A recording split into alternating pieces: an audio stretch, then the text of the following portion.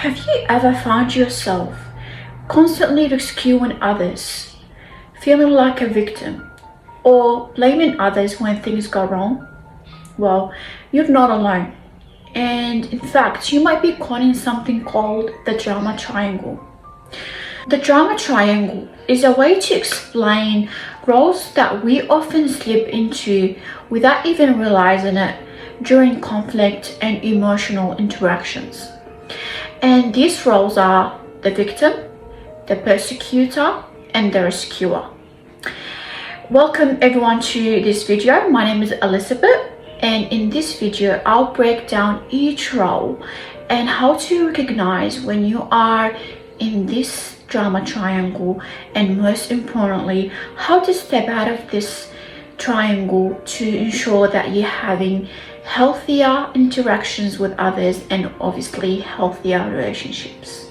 We can see here in the picture, in the bottom we can see the victim role. On the top left we can see the hero or the rescuer, and then in the top right we can see the persecutor or the villain. And the reason why it's called the drama triangle, it's because people often switch between those roles. So the victim can become persecutor, the rescuer can become persecutor, and the persecutor can become a victim, and victim can become a hero or rescuer. So people often switch between those roles, and this is why it's called the drama triangle. The first role in the drama triangle is the victim role. People who play the victim role always think and feel that they are powerless, helpless, and somehow always wanting others to save them.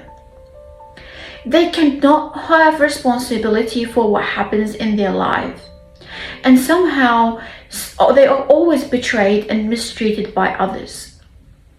People who play the victim role, they can be very sensitive, wanting a kid glove treatment from others. And they often hold a very negative view about the world. The world is an unsafe and unpleasant place. It's important to understand, if someone constantly sees themselves as a victim, it's often rooted in deep emotional wounds from childhood trauma. If a child gets physically, emotionally, or sexually abused, they will grow up feeling helpless and powerless. These experiences will make them feel like the world is an unsafe place. And most importantly, they will internalize the victim role. This identity doesn't just disappear with age. It shows up in their adult relationships through fear, codependency, defensiveness, and unhealthy dynamics. They are not doing this consciously. It's a survival mechanism, a way of making sense of the pain and staying emotionally protected. Understanding this isn't about placing blame.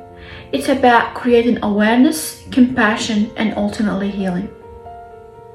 One way to begin healing and step out of this victim role is by shifting your mindset. Instead of being stuck in that feeling of helplessness, start by remembering your inner strength.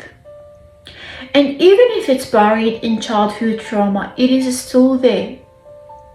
You are no longer the powerless child. You've grown, you have survived, and you've got all the resources and the ability to make change, no matter how small the steps are. It is not about pretending that everything is okay. It is about reclaiming your power, your voice, and your inner sense of safety. This mindset shift doesn't just happen overnight. It might take some time. And it is okay to ask for support from therapy, community, and spiritual practice. And always remind yourself that you are no longer stuck, and that you can change, and that you can choose differently. I've decided to end this video here. So thank you so much for watching this video about the victim role. We will talk more about the rescuer and the persecutor roles in future videos. If you found this video to be beneficial, please consider liking and subscribing. Thank you so much, and I'll see you next time.